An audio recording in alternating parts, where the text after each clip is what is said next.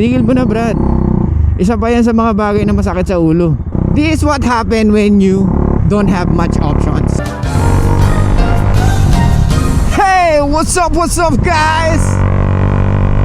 It's your boy Suplado Moto. Grabe lamig, men. Kaya ako din talaga naka-hoodie. Kala ako mainit. Presko. Okay, for today's vlog, let's talk about ang nag-DM sa atin sa ating TikTok. So nagtatanong siya, ano daw ba ang gagawin niya sa pinsan niya? Brad, I was surprised. So magpinsan sila, pero sabi niya nagkakagustuhan sila. Tama ba to?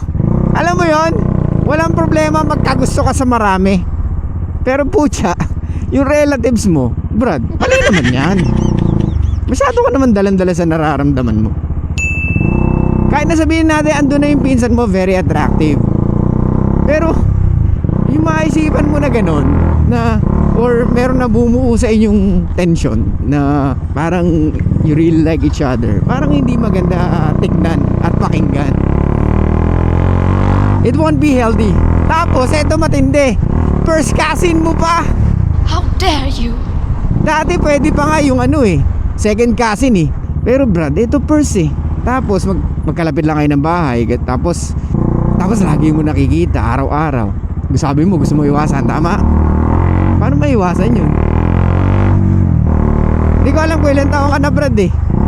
I think you're still young. Tama?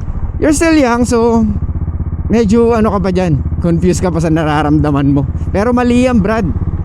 Kasi kung titignan mo eto sinabi ko na to sa mga videos ko. This is what happen when you don't have much options. Wala kang option sa babae. So anong gagawin mo? Walang pagkakaiba yan sa wala kang mahanap na trabaho. So kahit ano papasukin mo, lalo na pag gutom ka na. Kaso ang mali, Brad, pinsan mo eh, di ba? Sabi mo iniiwasan mo, pero siya'y lapit ng lapit. So bro, kung ako nasa kalagayan mo, of course, well, depende. Kasi kung bata ka pa, hindi mo ba naiisip talaga yung mga bagay na. Pero good thing about that, natanong mo yan. Kasi at least kahit paano, alam mo sa sarili mong may mali at alam mong mali, di ba?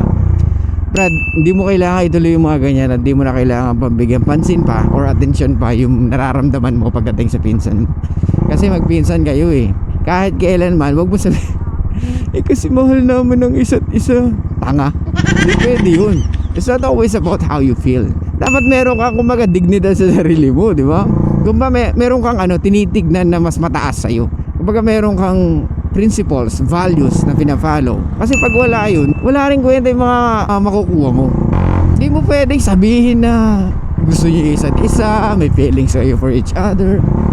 Hindi pwede yun eh. Hindi yun ang tinitignan ng karamihan. Ang tinitignan ng karamihan, magpinsang kayo. At ito pa, kakaubusan na ba? Ano to? Parang mauubusan ba kayo? Di ba? Di ko lang alam paano umabot sa ganun eh. Madalas ba kayo magkasama? Masyado ba kayong close? Paano ba kayo mag-usap? Pero Brad, ikaw ang lalaki, tandaan mo, ikaw maglilid. Alam mo sa sarili mo na mali yun. At kailanman, hindi mag-work yung ganun dahil nga magpinsang kayo. Yung sinasabi mo nga, maraming magagalit. Of course, marami talaga magagalit. Ano kala mo, hayaan nila yung ganun sitwasyon? Bro, ang pangit tignan, masagwa, di ba? Iisipin nila yan. So kailan pa ito nangyayari? So akala namin magpinsang turingan nyo, tapos ganyan pala kayo, di ba? Ang niloloko nyo, una sarili nyo, pangalawa kamag-anak mo, di ba? O yung pamilya nyo. Una-una, hindi mo na dapat ako tinatanong dyan. Ano sinabi ko, pag lalaki, ikaw maglilid. Ikaw ang pipili ng babaeng gugustuhin mo. Kaya nga, di ba, sabi ko sa inyo, huwag kayong pipili ng babae na maraming trauma. Oo. Kasi it will it will catch up on you pag sa relationship.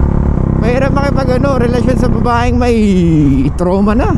How dare you? Mahirap makipagrelasyon sa babaeng, yun nga, sabi ko sa inyo, maraming sexual past. Kasi pag marami kang sexual past, marami ka rin trauma, di ba? Alam mo, the way you send a message, parang sinasabi mo na wala kang choice, wala kang options, na kundi kausapin siya, pagpatuloy yung ginagawa nyo, or yung, alam mo yun, hindi pwede yun eh. Unang-una, ikaw nga lalaki eh. So dapat, ikaw na yung lalayo. Kasi lalaki ka eh, alam mo yung tama sa mali.